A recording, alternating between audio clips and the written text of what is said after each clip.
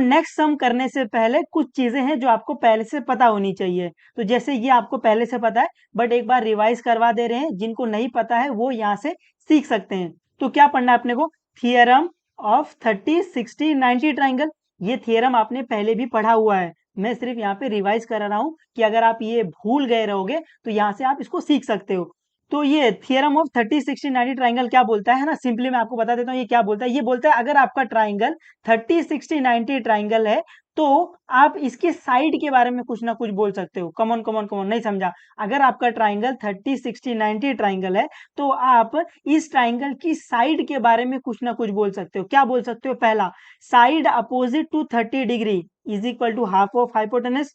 तो अगर ये ट्राइंगल 30, 60, 90 ट्राइंगल है ना, एक एंगल 30 है, दूसरा एंगल 60 है, तीसरा एंगल 90 डिग्री है, तो ये ट्राइंगल क्या है? ये ट्राइंगल है 30, 60, 90 ट्राइंगल। तो अगर आपका ट्राइंगल 30, 60, 90 ट्राइंगल है तो आप इसके साइड के बारे में कुछ ना कुछ बोल सकते हो। क्या बोल सकते हो? कि साइड अपोजिट टू 30 डिग्री, ये दिख रहा है, ये एंगल 30 है, इस एंगल के अपोजिट वाली साइड कौन सी आएगी? ये वाली। तो इस वाले एंगल के अपोजिट साइड वो क्या होगी? Half of hypotenuse. इतना समझा है? नेक्स्ट क्या बोल सकते हो आप? Side opposite to 60 degree equal to √3/2 time of hypotenuse. तो जो आपका ये एंगल 60 है, इसका जो अपोजिट साइड है वो किसके इक्वल होगा बेटा? वो इक्वल होगा √3/2 टाइम ऑफ हाइपोटेनस। उम्मीद है आपको ये समझा है। और ये आप याद कैसे रखोगे? यहाँ पर हाफ आएगा और यहाँ पे √3/2 आएगा। यहाँ पर आपको ये टेबल सिखाया रहेगा 9th में, sine 0 0 0, sine 30 half half, sine 45 1/√2, sine 60 √3/2, sine 90 1 1 1 1 1 1 1, है ना? ये टेबल आपको सिखाया रहेगा। तो ये जो वैल्यू आ रही है ना, हाफ और √3/2, ये यहीं से आ रहा है। देखो, साइन 30 हाफ है तो साइड अपोजिट टू 30 डिग्री क्या आएगा? Half of hypotenuse. और साइन 60 क्या होता है? √3/2। तो यहाँ पर साइड अपोजिट टू 60 डिग्री क्या आएगा? √3/2 टाइम ऑफ हाइपोटेनस। ऐसे आप याद रख सकते हो कि जब 30 आएगा तो साइन 30 हाफ होता है, तो यहाँ पर हाफ आएगा। साइन 60 √3/2 होता है, तो यहाँ पर √3/2 आएगा। ऐसे ही। उम्मीद है आपको ये समझा है। तो ये थियरम ऑफ 30, 60, 90 ट्राइंगल क्या बोलता है? अगर आपके पास एक ट्राइंगल है जो कि 30, 60, 90 ट्राइंगल है तो आप उसके साइड के बारे में कुछ ना कुछ बोल सकते हो। क्या बोल सकते हो? पहला, साइड अपोजिट टू 30 डिग्री क्या आएगा? Half of hypotenuse. दूसरा, साइड अपोजिट टू 60 डिग्री क्या आएगा? √3/2 टाइम ऑफ हाइपोटेनस। तो साइड अपोजिट टू 30 डिग्री क्या है? BC है, हाफ ऑफ हाइपोटेनस मतलब हाफ ऑफ AC। अभी side opposite to 60 degree, 60 degree के अपोजिट साइड कौन सा है? AB। AB is equal to √3/2 into hypotenuse, है ना? AC। उम्मीद आपको इतना समझा है। नेक्स्ट जो आपको पढ़ना है, theorem of 45, 45, 90 triangle.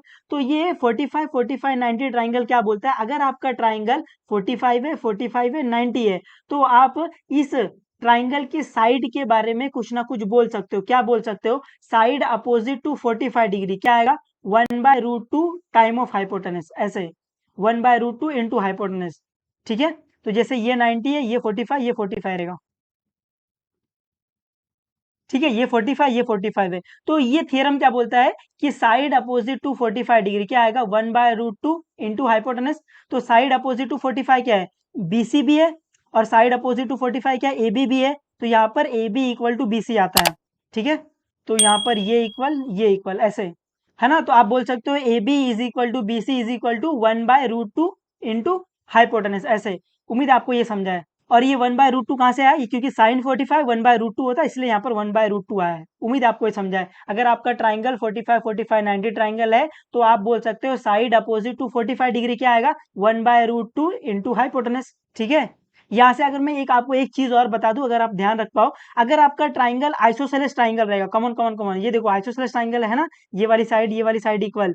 Isosceles triangle क्या होता है? ऐसा ट्राइंगल जिसकी दो साइड क्या हो? इक्वल हो ना। आइसो मतलब सेम होता है।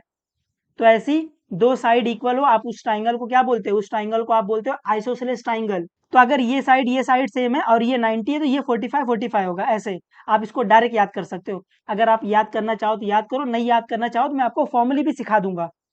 ठीक है? बस आपको यहाँ पर क्या याद रखना है? यहाँ पर आपको याद रखना है कि अगर आपका ट्राइंगल 45, 45, 90 ट्राइंगल है तो आप इसके साइड के बारे में ये बोल सकते हो। ठीक है? नेक्स्ट आपको ये थियरम पहले से पता है, sum of measurement of all the angle of triangle is equal to 180 degree. अगर आपका ये ट्राइंगल है तो ये थियरम क्या बोलता है? अगर मैं इस ट्राइंगल के सारे एंगल को ऐड करूंगा तो वो 180 डिग्री के इक्वल होगा, है ना। Angle A plus angle B plus angle C is equal to 180 degree.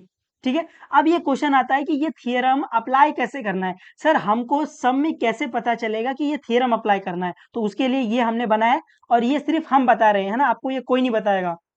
When to apply sum of angle of triangle is equal to 180 degree, है ना। ये थियरम आप कब अप्लाई करोगे, तो फर्स्ट में जब भी आपको ट्राइंगल में एक एंगल की वैल्यू फाइंड करनी हो तब, तो जब भी आपको ट्राइंगल में एक एंगल की वैल्यू फाइंड करनी रहेगी, आप हमेशा ये यूज करोगे, sum of measurement of all angle of triangle is equal to 180 degree.